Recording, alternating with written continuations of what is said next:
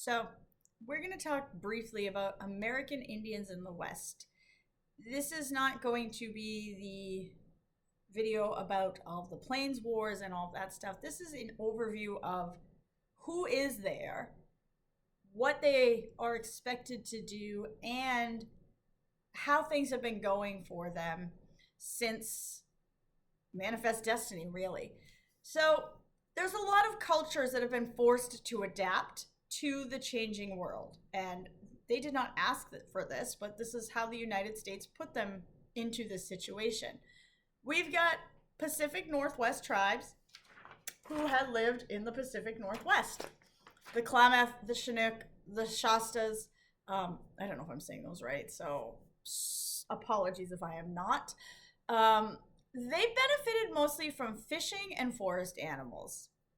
And so if the United States is coming in and taking all of this land, you're going to lose a lot of fishing and hunting.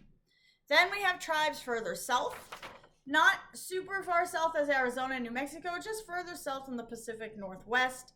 These tribes are typically hunter-gatherers, and they are going to exist more on small game, as well as insects, berries, acorns, roots. And it's going to be a struggle to exist on this stuff once the settlers continue to come this way.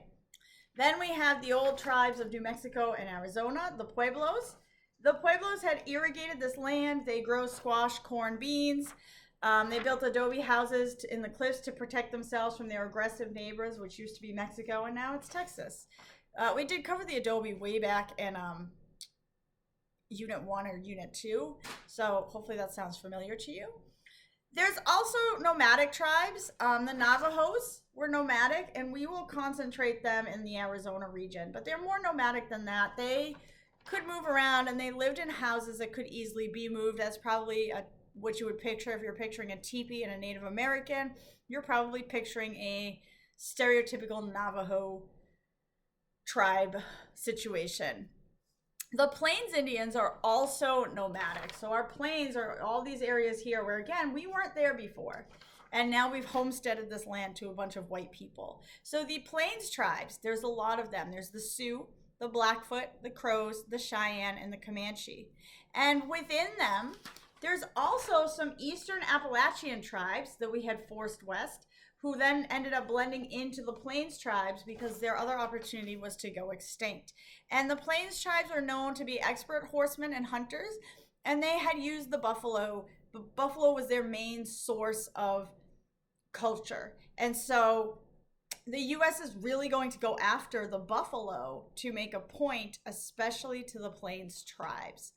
But these cultures are forced to adapt just like the other ones. But we've covered, some of the other cultures and tribes in earlier units, and this unit is specifically focusing on this western frontier closing, which involves these Plains tribes. So if we really want to look at how westward expansion impacts the American Indians, and again, we're not getting into the wars yet, we can start in 1787 when the U.S. Constitution grants the sole power for regulating trade with the Native Americans to the federal government. So states don't have that right. It belongs to the federal government. And by the 1830s, we know the federal government has been active in forcing the Native Americans from the east to resettle to the west. They had given them the land west of the Mississippi and promised that that land could be theirs forever. And this includes Andrew Jackson's Trail of Tears and the Indian Removal Act, and all these promises that we made that said, if you just leave Florida, Georgia, this area, you can go past the Mississippi and we'll leave you alone. By the 1840s to the 1860s, we're getting pressure from the white settlers who have also started to go west to weaken the promise that all of that land can be theirs, because this is a lot of land. We can't give all of that to them. And this conflict will continue with the white settlers and the Native Americans from the time that we start pushing westward ourselves to the time of the Civil War. And the interaction is going to change both cultures, obviously, but it is going to irrevocably damage Native American cultures to the point of extinction in some places. By the end of the Civil War, most Native Americans do live west of the Mississippi River, and the U.S. has considered this up until very recently in this time period to be the Great American Desert. We really don't think that there's anything useful there for us. We can't grow cotton, you can't grow sugar, who cares? So we're leaving this to them because we can't get anything out of it. And what had happened there is that so many different tribes with different cultures and languages and beliefs had all been lumped together because they were forced into this land by the US government.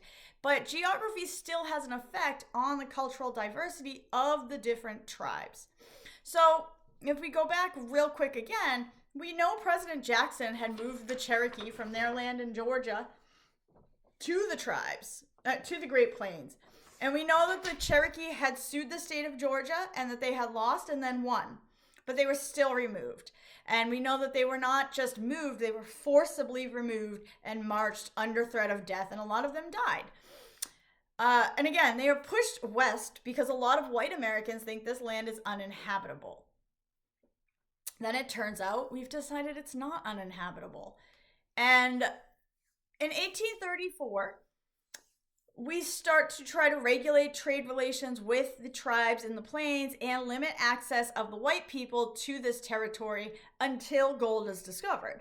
In 1850 and 1849, we know the California gold rush, but as that continues, gold and silver are discovered in what is known as Indian territory, and Americans start to demand that they have access to this territory and that we deserve it, and that we should get a railroad going so that it's easier for white people to travel to these places and make their money and then go back.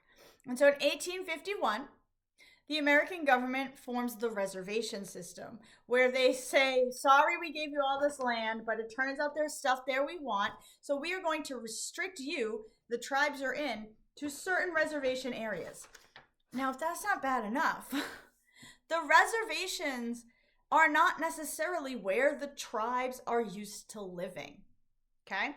So, if you have bands of tribes up here and their reservation is down here, that's not going to work out. And that will also lead to a lot of cultural extinction. The reservations severely limit and restrict the ways that the tribes have been living.